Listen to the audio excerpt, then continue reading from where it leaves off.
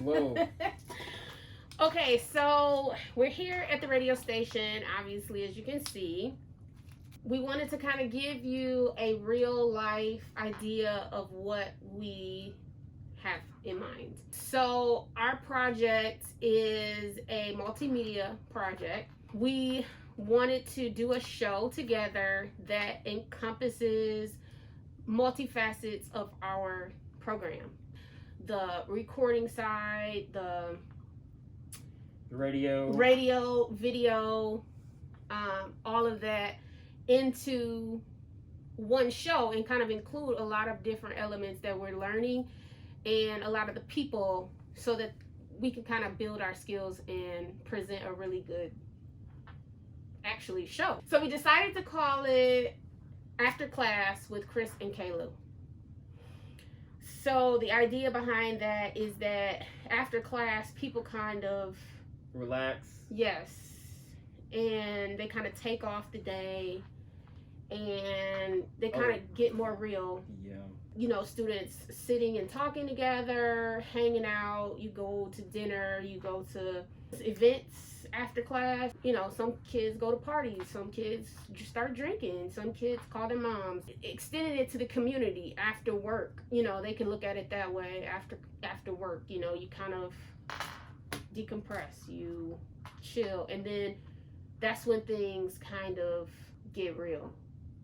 Yeah. We wanted to come with this show to give students and community members alike a moment to just conversate with us. We want to invite experts in certain fields to come speak and have a conversation with us, as well as students to actually come. So it can be LGBT, it can be Black, etc. Just anybody to come and just sit down and have a conversation. They're like, you can talk about things academically, but it can be boring, but you have to make it like real to actual people. Exactly. Most of those people, there are a lot of people that don't necessarily understand their language, so you have to break it down to other people. And there's a lot of people that don't feel comfortable talking to academics about certain things, so it gives it a more real, kind of comfortable way to vent, even for somebody. Especially with the times and kind of like what we're going through. We feel that the relevance of this show would be to educate and entertain. You know, because we do have some elements. We're gonna have some, you know, student and local artists perform on our show, so kind of bringing it like an SNL type effect. So it's gonna be live, and we'll show you that in a little bit. We want to do that live from the recording studio, so we will have someone doing some camera switching in order to cut from our segment here at the station to the recording studio. Like, there's a need for some type of entertainment and some type of outlet on campus. Yes, especially because of COVID. You got to keep something going and keep something relevant, because we don't really get to see a lot of things going on right now. Yeah, so it brings kind of a digital remote access and delivery to the entertainment that we're trying to provide. So we thought about that, and we thought about the idea Chris even said about being able to extend it to have it as a resource to use for orientations and stuff like that, about what we do here and what the possibilities are here within this program. Absolutely. So the idea of it being in this radio station is to, I don't know if you all are familiar with a radio show called The Breakfast Club, or Steve Harvey's morning show, or any of the kind of talk shows that have multiple hosts do talk segments, and they kind of do discussions based around popular culture, current events, historical moments, things that are happening and relevant to their audience, which our audience is everyone. Anyone can take part, anybody can listen. We also plan to record it to tape, to where there's some post-production, which that brings Jordan and Austin into the picture, having some post-production done to where we can have them posted on YouTube for people to go back and watch if they missed it, or they can binge our episodes, that type of thing. And the way we wanted to have it live so that we can get real-time feedback during the show. We've done a couple surveys with students, talk about a couple things that a lot of students want to talk about, but they're maybe hesitant to, scared that they're going to get in trouble, cited for, or looked at differently within even their circles of friends and beyond. And just conversate about it, talk about it, get it out there, and let people know that you don't have to keep stuff in. Mm-hmm. And we have the opportunity to do that right here. So that's what we want to do. That's what we're going to do. And Chris's piece is also going to be a visual element as well. So go for it, Chris. So my piece, it's going to be like Walt Grayson's Look Around Mississippi. So in Look Around Mississippi, he goes around all across the state, and he just finds like hidden jewels. He go to like Natchez and look up some stuff on that, and just show Mississippi, like the positive parts of Mississippi and the things that we didn't necessarily know. But what I want to do specifically is to talk about the positive parts, and also talk about things from like a racial view. So for example, like M.M. Roberts, we have a stadium called the M.M. Roberts Stadium, and I did some research on M.M. Roberts, and I found out he's like a stout segregationist, or was a stout segregationist because he passed away. But I thought that was interesting, and when I looked up, like, did research on other universities, like there are a lot of universities that have racial history. Even HBCUs have racial history, and some of them were founded by racists, and they were abolitionists. And you would think, you'd say, well, wouldn't people that freed slaves view slaves as equals? And I was just like we've been growing up thinking something our whole lives about something, and think certain things are black and white, but they're not always black and white. So just going around campus, finding different buildings named after different people that we don't really pay attention to, and that we don't necessarily know about. Like, especially as a student in the school of communications, most of us just go to our school, go to College Hall, and that's it. There are people that have never been to McCain Library. True. There are people that never been to the Bobby Chain Tech Building. Like, right. And they don't know who these people are. Right. You have people named after... You have buildings named after people, but you don't really, like, know. You're like, who was this guy? What did he do?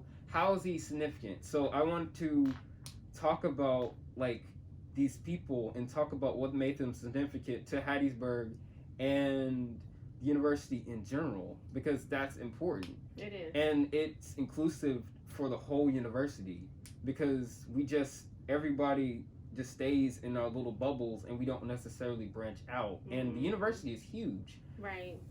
And with this platform, and with being able to put that piece within this show, I think it'll create some curiosity among the students and anybody else too in Hattiesburg that didn't know, like he said, that M.M. Roberts Stadium was named after M.M. Roberts, who was a very blatant racist, and would tell you that.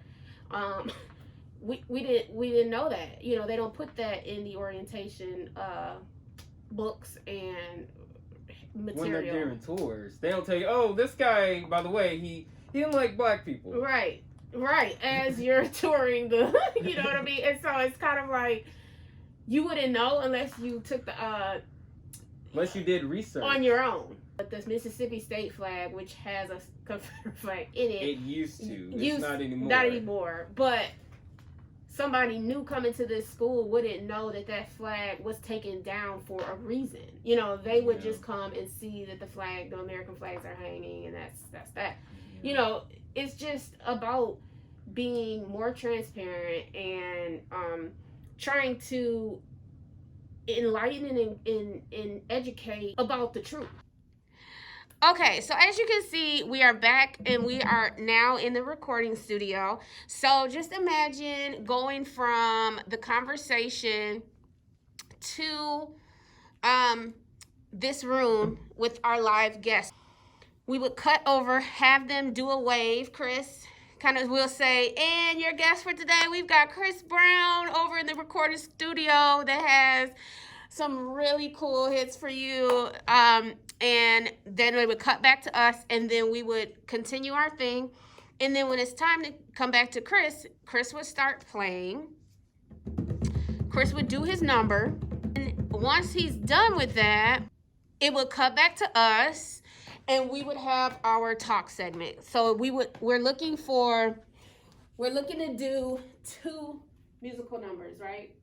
So we're trying to do a intro, cut to the recording artist, and then we're coming back, having our after class talk segment, and then cutting back to Christopher, the artist, and they would take us out. So the idea would be, again, to have Chris come back, close out the show with his musical talent. And as you can see, there's plenty of room for us to be spaced out. So we would have 1, 2, or 3. The rest of the hosts, we would be the audience. So they would be stacked in here like this, with maybe a seat here, and a seat here as the audience. And then we would take out the show. So we would come, and then the musical guest would stand up after he's done. And we would say, thank you for checking us out. Thank you for watching. We'll be back next week with another musical guest, blah, blah, blah, blah, blah. We'll see you next time, blah, blah, blah, blah, blah. So, of course, we would light this room up too. We would have the appropriate lighting for the artist and the aesthetic that they present. And then Lon would be either in here or in this room doing his controlling job, directing job, with the Black Magic switcher. So that is how we propose the whole show to go. It's gonna be great, and we're really excited about it. And we hope that it goes over well. Now we're gonna go back to the radio station, and we're just gonna finish out and give you guys a closing argument. And we're back! Oh my God! Right, wasn't that so fun? So much fun. You understand now, hopefully, what we're trying to do and kind of the way we're trying to go about doing it. So we want to do a simulcast recording from the radio station that will broadcast live to Facebook and also broadcast live on the radio station. And then we will cut to the recording studio for our musical guest that we have, which will be student or faculty or local talent. So it's kind of exciting. I'm the animated person, and Chris is the one that is excited within. I hope you all can see what we're trying to do. We've been working really hard, honestly, on trying to get all of this together and get all the people that we need to execute this successfully. And we do believe that if it's done correctly and done well, that, you know, all of our episodes will be anticipated and that people will want to watch them and continue to watch, and then hopefully it can carry on after we, you know, graduate. And Jordan Presley and Austin Boom are going to be our editors, post-production people, directors, if you will. So they will be the ones that put everything together for YouTube and social media and creating reels and, you know, teasers for the next episode, that type of thing, because we want to really make this a big deal, huge deal, because it's never been done before here, and I think it's really needed. We just want to be great, that's all. Thank you for watching. Yes, thank you for your time. thank you for your consideration, and thank you for allowing us the opportunity to do such a wonderful